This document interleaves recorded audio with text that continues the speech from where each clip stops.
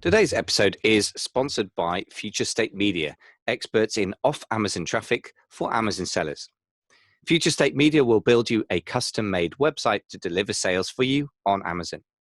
Built to grab traffic from search engines and social media, your site can be used as a secret weapon for launching products on Amazon or just to stabilize your Amazon sales. It means you can also build an email list on autopilot. Go to futurestatemedia.com for your free guide to Google SEO for Amazon sellers today.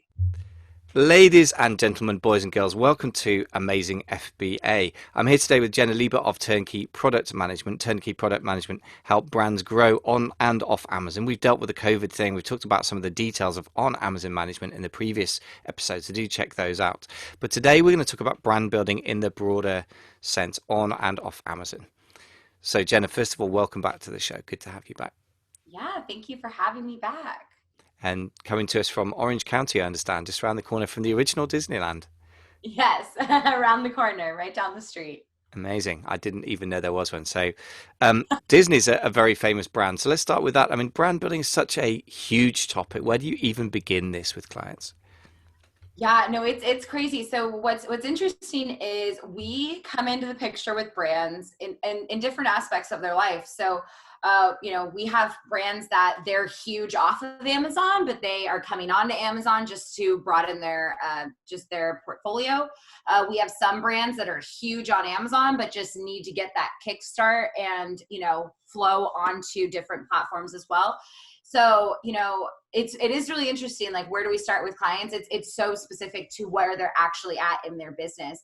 But, one thing is always consistent with us is don't be solely reliant on any platform at all, and be focused on growing that brand, not just focused on it being successful on Amazon. You want to be broadening your brand is the idea. There's clearly so much to worry about if you're just on one platform, but I think everyone's assumed that there was one primary risk on Amazon, which is getting accounts shut down, whether it's because of defect rates or allegations of review manipulation or what have you. But the truth is that actually even the mighty Amazon was overwhelmed during the COVID crisis, first by the demand side, which is epically large, which is a quality problem to have, but is a problem. And secondly, by the supply side, first of all from China, and then obviously at various points during their warehouses. And I don't see those being, in either case, if we do have a secondary wave of infection, or even if Q4 is bigger than ever, that those could still be issues, right? So I think you're quite right to, in the end, you've got to diversify, particularly when you've got something worth protecting. So let's talk about the brand building on Amazon first, because obviously that's where I guess most of us as Amazon focused sellers naturally think of. What are the main sort of pillars of doing that?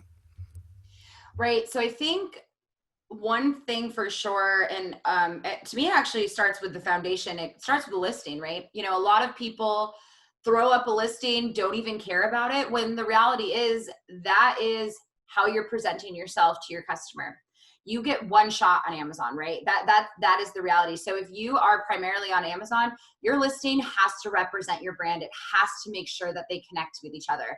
And that's not just the listing. So it's obviously the images on the listing, the sales copy on the listing, but it's also that A+ content, right? That should reflect your brand. You should also have your storefront filled out and making sure that's top notch. It has videos, it's interactive, it draws people in. You want to make sure the storefront's really strong. You want to make sure your ads are portraying yourself correctly. So, the on Amazon stuff, to a lot of people, it's, it's just Amazon. I don't have to put that effort in. Customers are already there. You do have to put that effort in. You need to beat out your competitors. And a lot of that is building that brand, right? Because another thing, us that sell on Amazon, we understand that all of these listings are different companies, they're different brands. People that regular customers aren't thinking like that, right? So that's why you have to make that statement, say, I am this brand, this is us. And what's great about that is if you build up that brand recognition, you build that up, you're going to have a customer for life is the idea. So to me, building a brand on Amazon, it starts with your listing and making sure you're putting your best foot forward in all aspects of Amazon and, putting your branding everywhere. Yeah, and I guess it's true that if you're very, very focused on Amazon, is obviously if you run a podcast about it and you sell on it, you tend to assume that everyone's got the basics down at this stage, but you're quite right, people often don't. And I think, again, it comes down to the throw anything up ever anywhere is probably the phrase that springs to mind. Is like it's a slapdash process. And you were talking in a previous episode about having a process and having a thought through process and Asana recurring tasks and stuff. And I think having an Asana task you can copy, or a Google Sheet you can copy, or however Basecamp works. I haven't used that for years, but I have come across that. Whatever the mechanics are, having a standardized checklist in the end that you are rigorous about is going to be helpful, right? Um, the interesting thing that strikes me about this stuff that you've put your finger on there, let's dig into this a bit. The people who shop on Amazon don't really think about brands being on Amazon. They're not really thinking about third-party sellers. That's only a thing for third-party sellers obsess about. They're just buying stuff on Amazon, right? So how do we really actually start to build a brand on Amazon where people see it as a strong separate identity if it didn't exist already as a strong separate identity? Yeah, I mean, I think honestly, again, I think it does start with the listing. I think making sure you have consistency across the listing, all of your products too is another thing, right? You want to make sure all of the products have the same branding, the same consistency. You want to put, to me, like investing in strong images, strong infographics, things like that is super important for that branding. You want that consistency across your storefront. You want to put your best foot forward always. So that's a really great starting point. I also think investing in PPC is a really great start as well, because obviously, as you guys know, when you're investing in PPC, you are going to show up at the top results on when they're searching that given term. So that's going to get you brand recognition as well. So just really super important to invest in Amazon, put that time and effort into it. And, you know, just like we're saying, don't slap anything up there, because that's not going to be beneficial for your brand. And that separates you as well. Yeah, I guess it comes down to consistency and structure a lot of this stuff, right? But yes, it's important just because Amazon makes it almost too easy to do stuff. We forget that you can still make some big efforts. So, what are the underused tools for brand building on Amazon? I'll stick with the on Amazon bit for a second. Great listings, good storefronts. What about sponsored brand ads or other tools that I'm not aware of or thinking about? Yeah, so I would say some underused tools would probably be things like sponsored brand ads, just because they are always expanding that. So if you're not checking up on that, trying to find new sponsored brands, you most likely are missing out on new opportunities. So I talked about it a little bit on the last episode, where custom image is a new beta program that people are talking about. There's video ads. So just staying up to date on those PPC sponsored brand ads is really important. You know, and just other opportunities is, you know, A plus content. They're always coming up with new opportunities. So as I'm sure you guys are aware, like they have back end search terms within those images that you can take advantage of to index for. You can also cross sell your products. There's a cross sell module you can offer. So at the end of the day, I don't think these are things people are underutilizing, but rather not using to the full potential is an issue I see. So again, it's just keeping up with it, checking in on it, right? So don't just set up a storefront and be done with it. Check your storefront insights, right? Make sure it's converting. If it's not converting, we need to split test it. We need to try things out, right? Try out new opportunities that storefront is offering. And again, it's keeping up with what's going on and making sure you have an outlet that is always producing content about what's going on Amazon. Excellent. Yeah. So I guess it ties back in with what you were saying about some of the tactical type stuff when you're managing Amazon. But I guess yeah, the A plus content, for example, I wasn't aware that you could embed search terms in that way. So that's something that I need to. I'm feeling guiltily that I'm being quite slack and not taking advantage of a lot of the new stuff. So this is a useful conversation. So let's talk about the off Amazon thing then, because obviously that's just like a universe of possibilities. Again, how do you even begin to approach this? What are the first steps to doing this?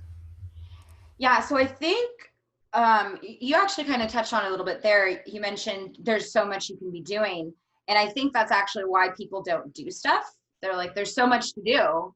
But the reality is, you should almost just focus on one thing at a time, right? Don't overdo it. Don't think I need to build my email list to 500,000 people. I need to build my Facebook page to 1 million people, my Instagram page to 1 million people. That's not super beneficial. Focus on the things that you know are going to do well for your business, right? So one really great example is we work with a client that is primarily selling products to seniors. So their energy shouldn't be put towards growing Instagram, right? Because that's not the demographic. That's not their niche, right? they're going to be more towards Facebook would be a good one for them, where there is an older generation that's on Facebook. Obviously, focusing more a little bit on email tactics would be better for them as well. But then we also have a brand, on the other side that is more the millennials, right? The younger generation and, those that are even in high school. So, for brands that are focused on that, that's when you should invest in Instagram, even TikTok, or different opportunities like that make sense for your demographic. So when it comes to building an audience off of Amazon, I don't think everyone should focus on every single opportunity out there, because the reality is, for every brand, there is going to be a specific channel that does better for them than the others. And it's just finding that brand, and it should be based, that decision should be data based. So you should be looking at your demographic saying, okay, where should we start? Where would our demographic respond the best? I guess that would be my best advice on how to get started and where to maybe focus your energy first. Excellent. Yep, really, really good advice. Can't fight any of that stuff. And I think you put your finger on something very important, which is maybe something I'm guilty of adding to the podcast, putting people under a sort of mental pressure to do 10,000 different things just because you could. And actually, as you said, you just got to pick one thing or two things maybe that are relevant to your business and your demographic and go for that. And also, I think being led by where your demographic is rather than the latest shiny object is much wiser. Email is never going to seem very sexy in 2020 and beyond, I guess, but that could still be the absolutely right tool. I would argue often is, but yeah, the very interesting point. So what are some practical points that happen then? So you mentioned a couple of particular platforms: Instagram, Facebook, email. What are the ones that you found, whilst acknowledging different businesses need different things, what are the ones that you found most fruitful for your clients? Yeah. So, I mean, honestly, even though email, right, isn't on the uptick, I would still say it's really beneficial. It's a really great way to get out there. And I mean, it's easier to build than a lot of people think. So I believe in building an email list. I think that's super important. I also believe in Facebook, because you can pair that with growing a many chat list, which everyone says many chat is going to be the new email list eventually, is the idea. So I always think Facebook and email are the most important. And they're just the easiest way to communicate if you think about it, right? Instagram is very challenging to communicate as quickly because you have the shorter videos, you don't have the long text or anything there. So I think email and Facebook consistently do the best. So what our team usually does as far as building those lists, we rely on programs like ClickFunnels is a really good one to rely on. Helium 10 actually just came out with basically a way for Amazon sellers to use their platform to build out different landing pages. So landing pages to us have been a really great way to build out an email list and even a Facebook list where you can ask them to come join your Facebook group, or not group, page. Yeah, that's good. Although Facebook groups are also a thing. I mean, Facebook page, Facebook groups. I think Facebook groups are used by a lot of Amazon sellers as members of the sort of selling community, if you can call these things communities, when you're a member of 100 Facebook groups or more. But what I think they've underused it for is as a medium for connecting to their customers, which is kind of crazy because they're always on it. I've seen some really great successes in a couple of things, but I can't reveal much about it because it's from clients. But some well-run Facebook groups could be a really strong thing. And again, it comes down to community. But I could also reflect on the fact that Facebook and email have been really successful for just a couple of people in my masterminds, where they're working more outside of Amazon and helping people build Shopify-based stores. And Facebook to some kind of lead capture, and then email lead nurture has really been killing it for them. So I agree with that. It's interesting that your clients are feeling the same way. It seems to come down to the same platforms. I keep hearing Facebook email a lot, which is interesting. So how do you integrate things like ClickFunnels and Helium 10 then to create an email list? I mean, you've got ClickFunnels, obviously famous, the most famous export of Boise, Idaho, I guess, if I've got the address right. But how does that fit into the sort of marketing funnels that you work with your clients? Yeah, I mean, there's so many different ways you can tie them in. I mean, one tactic that's pretty much out there for everybody is marketing inserts are a really great way to get back to landing pages. Also just your external marketing. So if you have Facebook ads, running Facebook ads to those landing pages is a great idea. If you already have the email list, you can run ads, or sorry, just create an email sequence that pushes them back to the funnel. So it is important to almost use whatever assets you have to help build up those other assets, right? And you can get in front of them. So, I mean, one of our bigger tactics as far as getting Amazon customers to join these opportunities, to join these external assets, is, you know, using Amazon customer lists and plugging them into Facebook advertising. So, you know, this is something that a lot of people are like, oh no, that list is gone. We have not, now again, this is June 12th. So we have not seen that that list is gone. It is important though that when you go to download that list, which is in your fulfillment reports, that you do the CSV file, not the text file. The CSV file still has that customer information. Now, again, I would say that that strategy could be considered gray area just because you are using Amazon strategies. So again, it's with a lot of strategies, right? With Amazon, it's got to weigh the risks, right? But one thing you can do is you can run Facebook ads and take them to a landing page where you can offer them some type of discount or some opportunity, and you can have them join the Facebook group or the page, or even join an email list is the idea. But again, you know, with caution, using that list, keeping the risk factors in mind.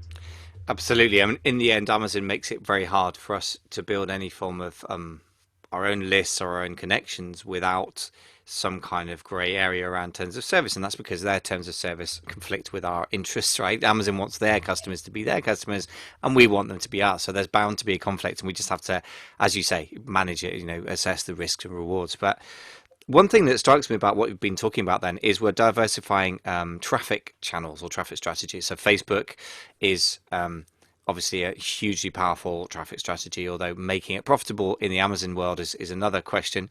Emails obviously a kind of, I suppose, traffic nurturing rather than traffic capture, but that's about traffic rather than sales channels. So would you recommend diversifying sales channels, or do you think everything needs to lead back to Amazon.com in the end? You know, obviously we're big supporters of Amazon. We primarily work on Amazon. So, you know, we believe in Amazon, but one thing I think that COVID did show is you should not put all your eggs in one basket. You should not be solely reliant on Amazon, because the reality is, guys, you know, Amazon had 30-minute shift days at the start of, you know, the pandemic. So it is important that you have other options, whether that is another sales channel or if that is having a different fulfillment center. So quite honestly, I do think it's important that every brand is building their own Shopify site, trying to get that honed in. In addition to that, you know, I would say we've worked with brands that have leveraged their success on Amazon and gotten into brick and mortar stores like Sam's Club, and gotten involved with Kroger and different opportunities there. So it is really important to diversify your channels and make sure you're not solely relying on Amazon, because another thing you brought up is, you know, Amazon can just shut you down, right? I mean, we've all been there where Amazon just, you know, got bored one day and, you know, got mad about a review or got mad about something and just shut you down. That it's not an uncommon thing. It's something that I bet you every single seller has gone through some capacity. So it is really important to diversify your channels and try out different opportunities. Excellent. Yes, that makes a lot of sense to me as well. So tell me about Walmart, because I know that you've had some clients that have been working on that. I know Jet.com was all the rage 2-3 years ago, and then they bought it and quietly shut it down. But then Yes. Walmart's becoming a thing again, or people are talking about it in the e-commerce world. Do you think it's kind of going to be a serious sales channel for Amazon sellers in comparison? You know, I'm not 100% sold on Walmart. You know, I do think it's up and coming. I do think it's growing. I do think because Amazon had the high ship times, I do think that Walmart did probably grow a little bit from that. So I do think it will be something as an alternative sales channel. I don't think it's going to overtake Amazon to any capacity, but I do think it's worth being on, as long as you're doing it correctly. So just so everyone knows, Walmart.com, you know, you guys think Amazon's behind. Walmart is behind Amazon in terms of seller support, in terms of what you can do with a listing and what you could do for reviews. It is behind Amazon. It's crazy. So that is one thing to consider, is there's definitely some stress and some pain when it comes to selling on Walmart.com. and like in addition to that, I actually was a part of a webinar maybe a week ago or so, and they were mentioning that 60% of Walmart sales are in the grocery category. So it's understanding that Walmart is first and foremost a brick and mortar store, right? And a lot of people still do rely on it for groceries and things like that. So if you're in the grocery category, you might do a little bit better on Walmart.com than someone that maybe is in the fitness category, is the idea. So yes, I do think Walmart.com is exploring. Do I think it's a fit for every single brand? Not necessarily. It is something definitely to be watching. But again, you mentioned they just silently shut down Jet, I think, last week. So it is super interesting, worth exploring, and making sure you're doing it right. So what I mean by that actually is Walmart is not like Amazon where they have a bunch of fulfillment centers. Walmart actually relies on a company called Deliver. So that's, it's regular spelled deliver and then just add an extra R at the end. And they're actually a really great company to work with. We're working with them quite a bit right now. And they provide that 2-day shipping for Walmart, which is similar obviously to Amazon Prime. So again, Walmart is behind in that sense as well with fulfillment and how they're relying on Deliver. Yeah, and I guess that Amazon seeing them snapping at their heels and has worked very, very hard to create. I mean, it doesn't look like it right now because of the COVID situation, but they worked very hard in America to create 1-day delivery for Prime, right? And I know that given that that's a huge place, that's quite an achievement. I mean, in the UK, to have 1-day delivery isn't such a big deal because it's not that big. But that's obviously a differentiation point which Amazon will be working hard to hang on to.